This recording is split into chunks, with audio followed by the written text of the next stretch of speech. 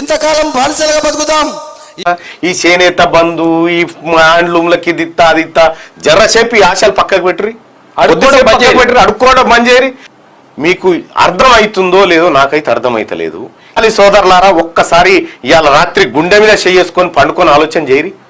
మీకు పదే పదే చెప్తా ఉన్నారు. వాసం లక్ష్మీనారాయణ వాళ్ళంతా కలిసి తిరుగుతా ఉన్నారు కదా. మనకు కావాల్సింది బిచ్చం కాదురా, టికెట్లు కావాలరా అని అడుగుతా ఉన్నారు.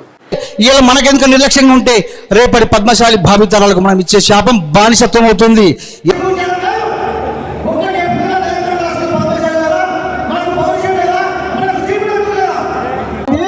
పద్మశాలి కోసం కొట్లాడుతూ ఉండాలి.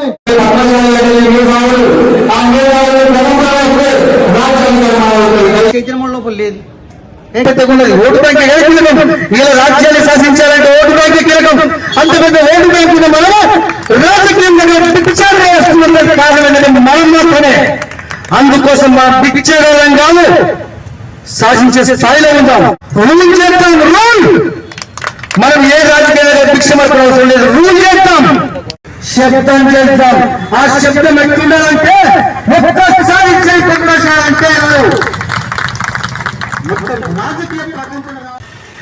నేత నేసిన కద్దరు రాజ్యం వెళ్తుంటే ఆ కద్దరు నేసిన తన కాటికి వెళ్ళిపోతాడు. చేతిలో పోకు గుర్తాడే చూడుకు వేలాడుతున్నది. ఇప్పుడు అక్కడ ఉన్న ముఖ్యమంత్రి సరే మన కళ్ళ కూర్చోవాలి. దానికి ఎంత దూరమే వెళ్దాం. దయచేసి నా పద్మశాలి సోదరులారా, నిజాన్ని విందాం.